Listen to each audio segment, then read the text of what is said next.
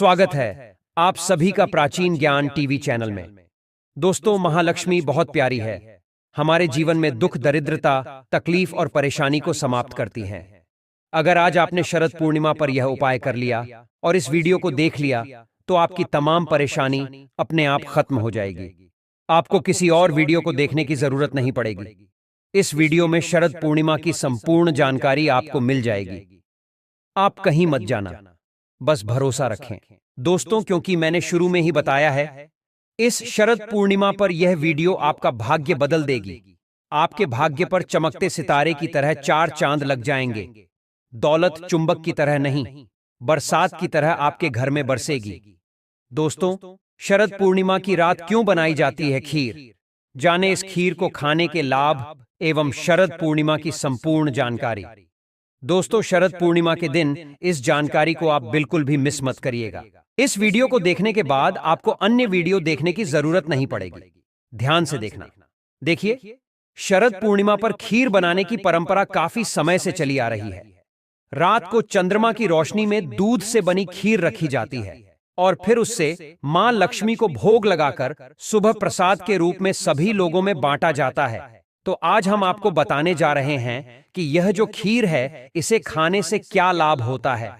वास्तव में हमें शरद पूर्णिमा के दिन चांद की रोशनी में क्यों खीर रखना चाहिए, सारी जानकारी इस वीडियो में विस्तार से बताऊंगा। तो आश्विन मास की पूर्णिमा को शरद पूर्णिमा कहते हैं और यह इस साल 2024 में 16 अक्टूबर को पड़ रही है, जो कि बुधवार का दिन है। शरद पूर्णिमा की रात को चांद की रोशनी की रात कहा जाता है। इस दिन खीर बनाकर रखने की परंपरा काफी लंबे समय से चली आ रही है और मान्यता है कि शरद पूर्णिमा की रात को चंद्रमा की किरणों से अमृत वर्षा होती है। इसलिए खीर बनाकर कुछ घंटों के लिए चंद्रमा की शीतल जो रोशनी है, इसमें रखनी चाहिए, फिर इसका सेवन करना चाहिए। मान्यता है कि शरद पूर्णिमा की रात को ही भगवान श्री कृष्ण ने महाराज्य किया था। भगवान श्री कृष्ण ने बंसी बजाकर के गोपियों को अपने पास बुलाया था और ईश्वरीय अमृत पान करवाया था। अतः शरद पूर्णिमा की रात का हमारे हिंदू धर्म में विशेष स्थान होता है। इस रात को चंद्रमा अपनी 16 कलाओं के साथ पृथ्वी के सबसे नजदीक होते हैं। देखिए, ध्यान से सुनना। जब द्वापर युग में भगवान श्री कृष्ण का जन्म हुआ, तब मां लक्ष्मी राधा रूप में अवतरित हुई। भगवान श्री कृष्ण और राधा की अद्भुत रासलीला का आरंभ शरद पूर्णिमा के दिन ही माना जाता है। शरद पूर्णिमा के दिन चंद्रमा सभी 16 कलाओं के साथ पृथ्वी के नजदीक होता है। भगवान विष्णु के अवतारों में से केवल भगवान श्री कृष्ण ही हैं जिनमें 16 कला समेत है। जो भगवान श्री कृष्ण भगवान विष्णु के समस्त अवतार हुए, इसमें भगवान श्री कृष्ण ही एक ऐसे अवतार माने गए हैं जिनमें 16 कला का समावेश है, जबकि भगवान राम का जन्म केवल 12 कलाओं के साथ में हुआ था। ज्योतिष की मान्यता के अनुसार शरद पूर्णिमा के दिन चंद्रमा की किरण में उपचार करने की शक्ति विद्यमान होती है, जिनमें अमृत वर्षा की तरह भी इसे देखा जा सकता है। दोस्तों, वीडियो ध्यान से सुनना, वीडियो बीच में छोड़ करके मत जाना। अभी तक वीडियो को लाइक नहीं किया तो वीडियो को लाइक कर चैनल को सब्सक्राइब जरूर करना और कमेंट बॉक्स में जय माता लक्ष्मी जरूर लिखना। आज मैं आप लोगों को यौवन प्राप्त करने का आजीवन कभी भी बुढ़ापा नहीं आएगा, ऐसा तरीका इस वीडियो के माध्यम से शरद पूर्णिमा के दिन प्राप्त किया जाने वाला तरीका बताऊंगा, जो कि दशानन रावण स्वयं करते थे। तो देखिए, परंपरागत के अनुसार जो शरद पूर्णिमा की रात इस दिन गाय के दूध की खीर या अन्य मीठे जो व्यंजन है, यह रात की चंद्रमा की जो खुली चांदनी है, इसके नीचे में ला करके रखना चाहिए, जिससे जो व्यंजन होता है, यह अमृत की शक्ति इसमें प्राप्त हो जाती है। देखिए, गुजरात राज्य में शरद पूर्णिमा को शरद पूनम भी कहा जाता है और शरद पूर्णिमा के दिन चंद्रमा का बहुत महत्व माना जाता है। जो व्यक्ति पूर्णमासी उपवास का संकल्प लेता है, ऐसे व्यक्ति शरद पूर्णिमा के दिन से उपवास प्रारंभ करते हैं और ऐसा माना जाता है कि इसी रात के बाद मौसम बदलने लगता है, सर्दियां शुरू हो जाती हैं तथा मंदिरों में पूजा अर्चना करने की जो खुलने का समय होता है, बंद होने का समय होता है, इसमें परिवर्तन हो जाता है। शिव भक्तों के लिए शरद पूर्णिमा का विशेष महत्व होता है। मान्यता है कि भगवान शिव और माता पार्वती के पुत्र जो कुमार कार्तिकेय हैं, यह शरद पूर्णिमा के दिन ही उनका जन्म हुआ था। इसी कारण इसे कुमार पूर्णिमा के नाम से भी जाना जाता है। दोस्तों, लंकापति रावण शरद पूर्णिमा की रात जो चंद्रमा की किरण होती है, इस किरण को दर्पण के माध्यम से अपने नाभि पर ग्रहण करता था अपने नाभि पर डालता था और इसे ग्रहण करता था, और इस प्रक्रिया से उसे पुनर्यवन की शक्ति प्राप्त होती थी। इसलिए आपने देखा होगा, रावण काफी उम्र 4 चौकड़ी राज करने के बाद भी, 16 युग जीने के बाद भी उनका शरीर रोगों से मुक्त रहा, दोषों से मुक्त रहा एवं यवन से भरे हुए थे। तो अगर आप भी चाहते हैं, जैसे कि आप जो है पुनर्यवन प्राप्त करना चाहते हैं, आप चाहते हैं कि आजीवन आपको बुढ़ापा न आए, तो आप जो है अपनी नाभि पर शरद पूर्णिमा की किरणों को पड़ने देना। बिल्कुल ही आजीवन आपको बुढ़ापा नहीं आएगा। लेकिन यह भी कहा गया है, शरद पूर्णिमा की रात 10 बजे से लेकर के मध्य रात्रि 12 बजे के बीच में अगर कोई भी व्यक्ति कम वस्त्रों में घूमता है, ज्यादा वस्त्र नहीं पहने होता है, तो हो सके तो सभी वस्त्रों का त्याग कर देना चाहिए, कम ही वस्त्र पहन करके घूमना चाहिए। तो ऐसे व्यक्ति को ऊर्जा की प्राप्ति होती है, ऐसे व्यक्ति को बुढ़ापा नहीं आता, ऐसे व्यक्ति को रोग एवं दोष छू भी नहीं पाते। तो आप जो है यह उपाय करके देख सकते हैं। पौराणिक मान्यता के अनुसार शरद पूर्णिमा के दिन माता लक्ष्मी का अवतरण हुआ था। जी हां दोस्तों, जब समुद्र मंथन हुआ था, तो समुद्र मंथन में जो माता लक्ष्मी है, इनका जन्म इस समुद्र मंथन से शरद पूर्णिमा के दिन ही निकली थी, और समुद्र मंथन से इस दिन अमृत भी निकला था। ब्रह्मदेव ने इंद्रदेव को कहा कि प्रत्येक वर्ष में आने वाली शरद पूर्णिमा के दिन आप बिल्कुल ही अपने किरणों के माध्यम से पृथ्वी लोक पर, भूलोक पर अमृत वर्षा जरूर करना। और यह जो अमृत वर्षा है, स्वयं चंद्रदेव अपनी किरण के माध्यम से पृथ्वी लोक पर करते हैं। इस अमृत वर्षा से लोग रोग एवं दोषों से मुक्त होते हैं। इसलिए शरद पूर्णिमा की रात्रि कम वस्त्रों में हमें घूमना चाहिए। इससे हमारे शरीर में यवन हमेशा प्राप्त होता है। मैं आप लोगों को वीडियो के आखिर में इसका और जबरदस्त चमत्कारी प्रयोग बताऊंगा, जिससे आप आजीवन यवन शक्ति प्राप्त करें रहेंगे, आपको बुढ़ापा नहीं छू पाएगा।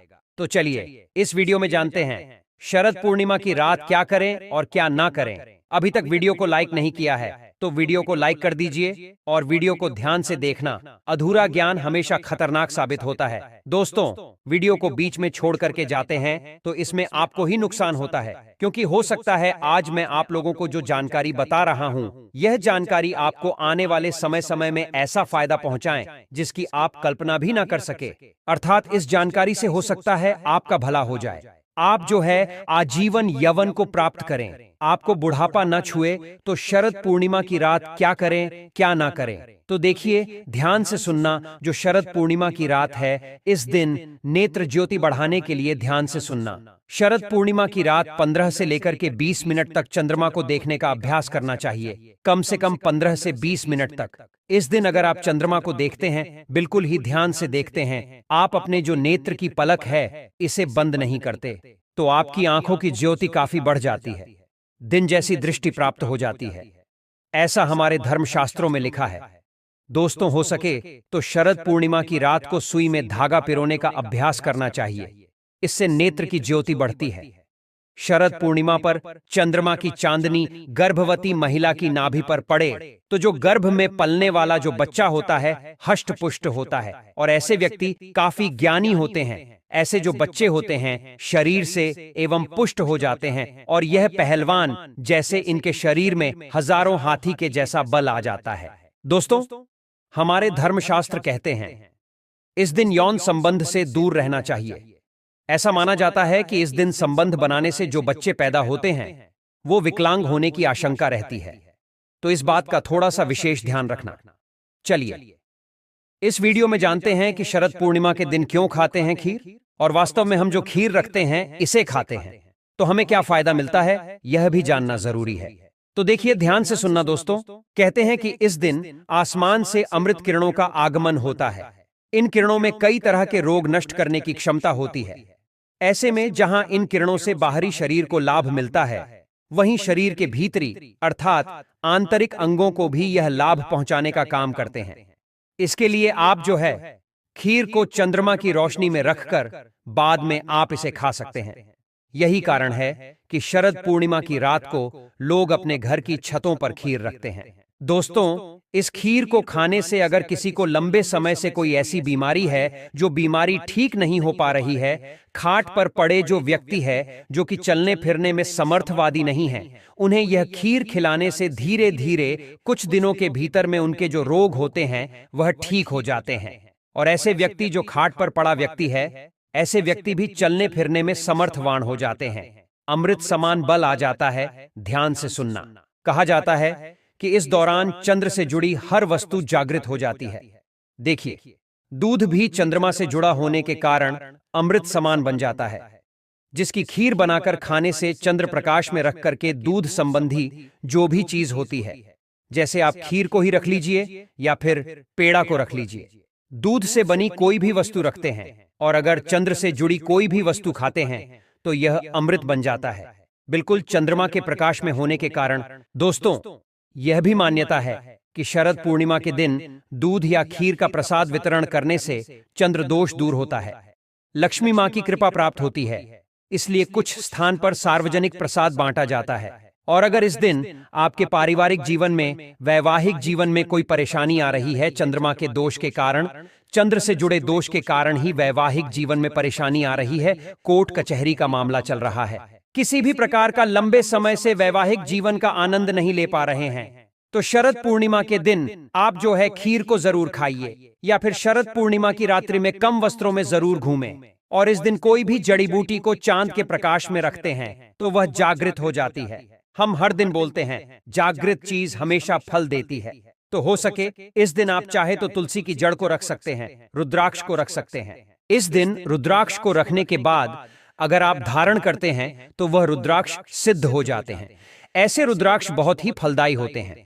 कोई भी जो जड़ी ब्यूटी है वह जड़ी ब्यूटी भी आप इस दिन रखकर फिर बाद में दूसरे दिन चांदी की ताबीज में भरकर पहनते हैं तो जागृत हो जाते हैं, सिद्ध हो जाते हैं, आपको काफी फल प्रदान करते हैं। कोई भी रत्न को रखते हैं वो भी जागृत हो जाते हैं और शीघ्र फल देने लगते हैं। दोस्तों, इस दिन जितना ज्यादा हो सके आपको मंत्र जाप करना चाहिए, उतना ही जल्दी आपको सिद्ध मिलेगी। कोई मंत्र आप जाप कर रहे हैं, लंबे समय से वह मंत्र सिद्ध नहीं हो पा रहा है, वह मंत्र आपको फल नहीं दे पा रहा है, तो शरद पूर्णिमा के दिन ऐसा माना जाता है केवल शरद पूर्णिमा के दिन बड़े से बड़े मंत्र को 108 बार बस अगर आप जप देते हैं तो वह मंत्र सिद्ध हो जाता है और आपको तत्काल फल देना शुरू कर देते हैं। दोस्तों, बहुत से लोग शरद पूर्णिमा के दिन मंत्र जागृत करते हैं। अगर आप इस दिन मां लक्ष्मी का कोई भी मंत्र जैसे कि ओम श्रीम श्रीय नमः इस प्रकार के मंत्रों का जाप करते हैं तो अति शीघ्र यह लाभ देना शुरू कर देते हैं। कोई भी बीज मंत्र है, साबर मंत्र है, इन मंत्रों का जाप करते हैं तो यह भी फल देना शुरू कर देते हैं। दोस्तों, और इस दिन शरद पूर्णिमा के दिन मां लक्ष्मी उल्लू पर सवार होकर पृथ्वी लोक पर प्रत्येक मनुष्य के द्वार पर जरूर आती है। इसलिए इस दिन कभी भी अपने घर के दरवाजे को बंद नहीं करना चाहिए। इस दिन हो सके तो रात्रिकालीन 9 बजे से लेकर 3 बजे के बीच अपने द्वार को जरूर खोलकर रखना चाहिए, क्योंकि खुले द्वार पर मां लक्ष्मी बिना पूछे प्रवेश कर जाती हैं। अगर आप माता लक्ष्मी को अपने घर पर बुलाना चाहते हैं तो कमेंट बॉक्स में लिखें, मां लक्ष्मी आपका स्वागत है। हमारे घर में माता रानी के लिए एक लाइक जरूर करें और ऐसे ही प्राचीन जानकारी के लिए प्राचीन ज्ञान टीवी चैनल को सब्सक्राइब अवश्य करें।